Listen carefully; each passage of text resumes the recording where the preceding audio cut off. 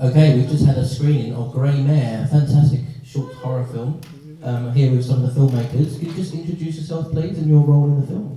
My name's Jack Fielder, and I was the director and writer of the film. My name is Slade. I was the producer and co-writer. Thank you very much for joining us and submitting and coming here for a chat. Let's talk about the concept first of all. How did it come to you? And also I'm quite interested to know if there was any influences maybe for you. Do you want to kick off? Yeah, no, so like in starting we came across this, Will found this tradition of the Mare Lloyd, which is the Welsh tradition in South Wales, depicting this horse skull on a stick, goes from door to door, you know, singing, and we just thought, terrifying. That sounds creepy. If you're a child, and if I was a child, and this horse skull just started like banging on my door, I'd be terrified. And we just kind of like, from there, it kind of, that was the base of it. But then like these themes of like kind of the maternal bond and kind of the control in that kind of family hierarchy kind of just, it blossomed from there. But it was a lot of fun. Like, especially like, going to Wales, researching about this tradition, it was lovely. Yeah, and actually getting involved with a community that still does this tradition, because it's been dying down in like the past 20 years, and then there's been this resurgence over the past 5. Okay. And yeah, the research process was really interesting. I feel like because we found it on Google, we were like, what the fuck is this? And just in a month, writer's room, really just throwing ideas everywhere. But yeah, we're excited. Question: are we allowed to swear? Yeah. Okay. Swear as much as you fucking Okay. Oh, I love it. That's it. do you know how long this tradition has gone back for? How much did you find that out I in mean, research? there's thousands of years. There's some that dates back to like the Roman times. It's such it's from a bunch of different cultures all over Europe that's just culminated into this pagan festival. But there's not actually there's not a lot of research on the origins. We've talked to a lot of, David Pitt, do want to shout out, this fantastic Mare Lloyd maker, and actually made the costume for the film. He's one of the only historians on it at the moment. But yeah. Did you get to talk when you were in Wales for the shoot? Did you get to talk to any of the local community about the tradition? Did that play a part in the film? Well, we, in research before writing the film, we went down there, we kind of spoke with David Pitt. He helped us, kind of formulate what this tradition means to him and to a lot of people. And then from there, it's like, it's a bit of a gamble where you speak to a Welsh person and you say, oh, the Mare Lloyd tradition, and some of the people like, I don't have a fucking clue. But then I speak to someone from Italy and they're just like, oh yeah, that's the one with the horse skull on the stick. And it's just like, it's so weird how some people, it's not had any depiction in mainstream media. And it was, so we were kind of like baffled by that, because it was such like a interesting concept with so many like kind of deep-rooted connections in fertility, maternity, stuff like that kind of obviously branched into the film. So yeah, it was good. Did you have any films maybe in mind when you came to making? Is there any films that you've been influenced maybe in this kind of folk horror genre, possibly? I think one thing we saw similarities, and it does influence, is Rosemary's Baby. That kind of ownership of the baby, and the kind of themes of the mother's body as well. Yeah, it's all there. But other than that, it was.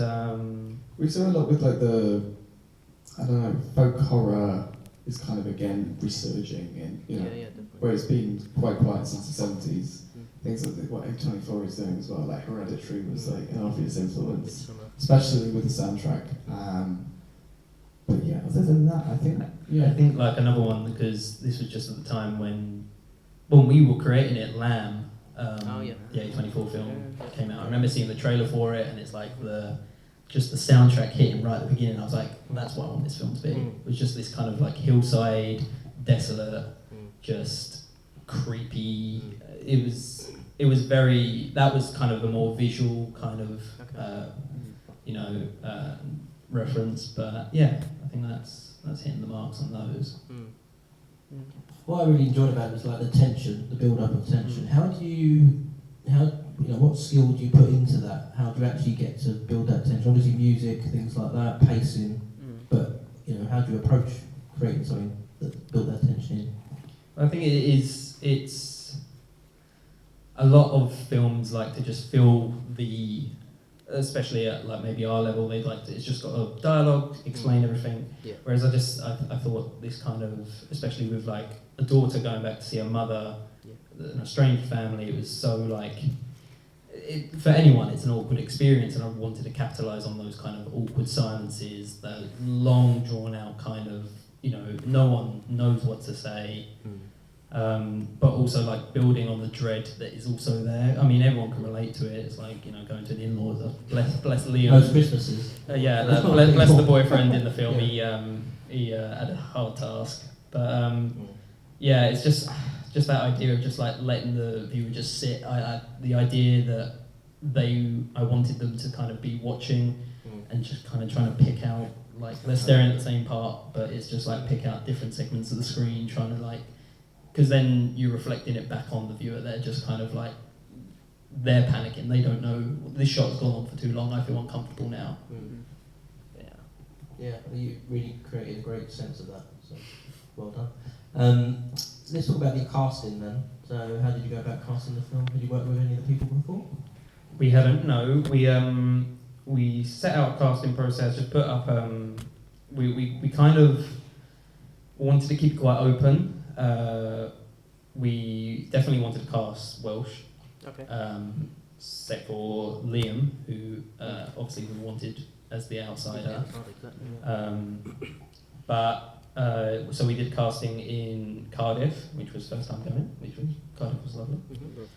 Then we met Meg Lewis, who was we never had any kind of image in mind for Maeve, but she just kind of came in, blew us away with her performance, and then it was also like she just fit the bill. This kind of rebellious child that didn't agree with the family, and then she just like removed herself. It's just like she just embodied that. And it was an absolute pleasure to work with her all. And she came with a buzz cut as well. We didn't do that. Okay, right. I was going to ask about that. That was her own choice. Choice. Okay. Interesting. How long was the shoot, and what was your biggest challenge that you encountered? Was it weather-related syndrome, I guess? So 7 days? It was so long ago now. 6 days in just like the middle of nowhere, Wales. Like where we were was just so off the grid. And from a production standpoint, we had no Wi-Fi, no cellular service, no contact with the outside world. So when we were on set, no electricity as well. We had generators. Yeah. I can't remember Pulse somewhere. Maybe we didn't. I can't remember. But it was like a nightmare. But it was so beautiful, so beautiful, and especially like everyone kind of coming together on this passion project. It felt like a holiday on our breaks, and we were just in the middle of this valley. There's like a stream running down the valley. It was gorgeous. We kept saying because a couple of us, there was the accommodation down the road, and a couple of us stayed in the location. A few of us were like, we'll wake up one morning, go in the cold stream, embody what it is to be. Yeah. Didn't happen. No, it's. Did you at least try? No, it was very cold. We dipped the toe in. It was painful. We didn't want to do that, but yeah, just to reflect that, it was just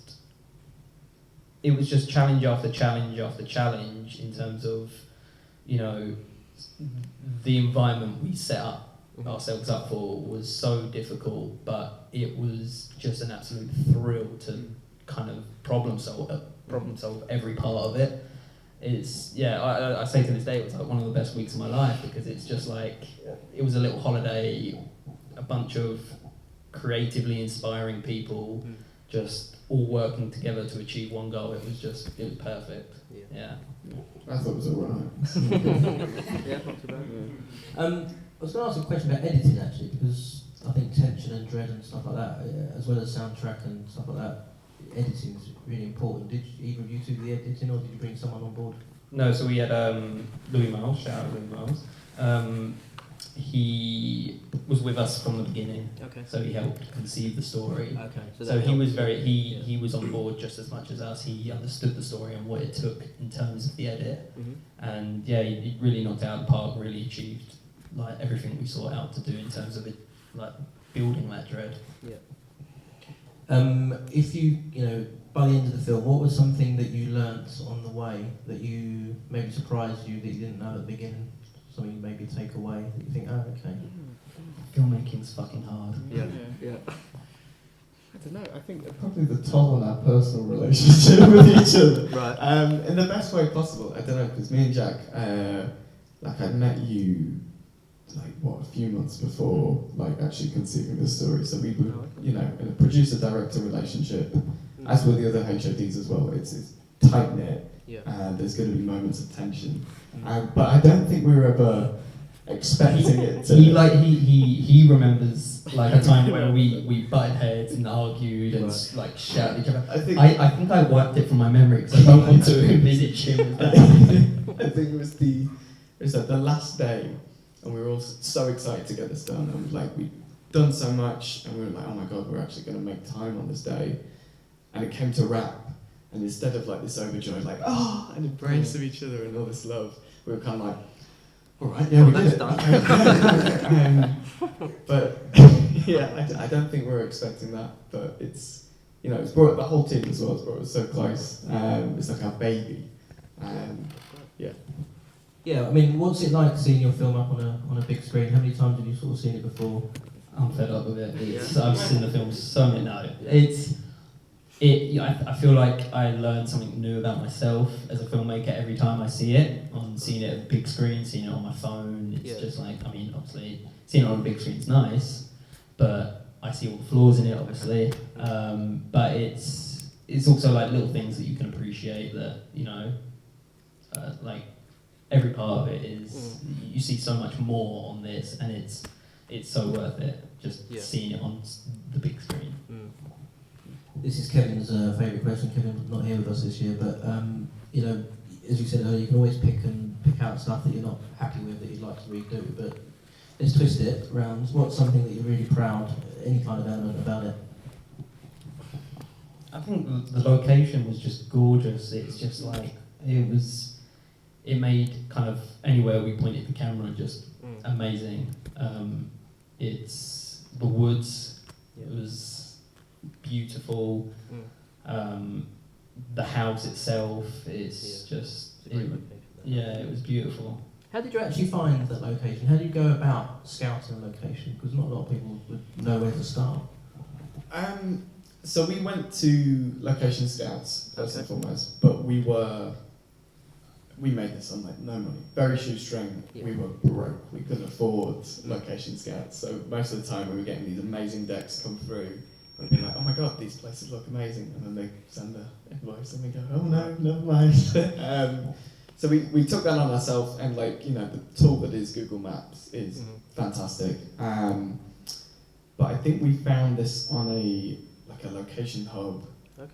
Got in contact with a person that owns it, which is this artist that travels the world, and it's just like their retreat where they do all their sculpture work. And she was so accommodating, so lovely. And we gave her a ridiculous offer, and she accepted it. And yeah, I think, you know, at that. But just to kind of piggyback off what you were saying there, the location's one thing, but what I think I'm going to say we're most proud of, the scale of what like we achieved with that money. I think, you know, the location's one thing. How it looked, Paul Parks did a fantastic job. And you know, the camera, the lights, and I gave them no money whatsoever to work on. So yeah.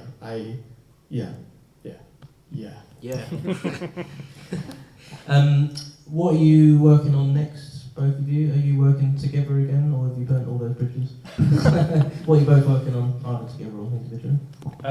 Well, I've been in commercials for the last year, but the itch is back. So I've got another script in development. We're just putting together a deck for it. And short film. Yep. No, drama. Just close to home. And it's nice to be back in that space, kind of in that creative writing, kind of taking it where you want. Yeah, I'm excited for it. Yeah.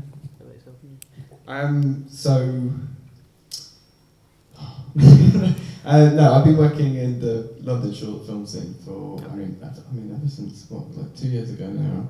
So I do a lot of work with Slick Films, which I think have been here in the past. And another short film production company as well.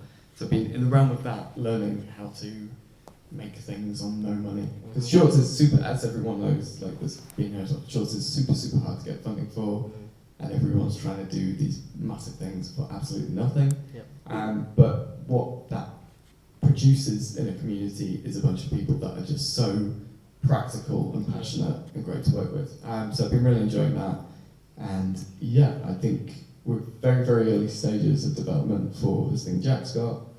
And yeah, to answer that question, we will work. Good. Yes, yeah, we will. Nice. Yeah. Grey Mare 2. Electric Boogaloo. Yeah. Right, last question. Talking about having no money there. If you had all the money in the world, what film would you make? Wouldn't work in film. You wouldn't work in film? No, I'll be no. You'd be off on an island somewhere. I don't know, like, trying to do what Ford Coppola's doing at the moment, I don't know, had an idea, put all this money into it. What would it be? I'm not sure. You think like, oh, you have all the money in the world. I can see. I'm not always like, oh, the pretentious director who's going to make a. No, it's. I can think of. Oh no, I can't say that. That's a tough question. Let's save the tough one to the end. Yeah. Whatever story I have to tell next. Okay. All right, let's get. God, that was.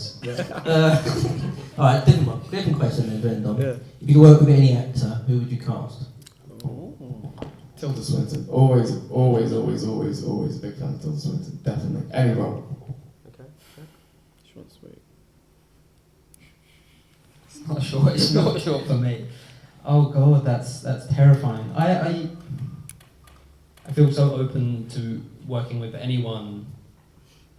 Oh god. I can't answer that. There's like no. She's alright. No, she's amazing. Tilda, if you're watching. What are you doing? Well, Will and Jack, thank you so much for submitting your film and coming to chat with us, and wish you best of luck in all your future projects. Thank you, Romford, for being so accommodating. Thank you, you're welcome. You're very welcome. Can we have a round of applause, please? For Will and Jack?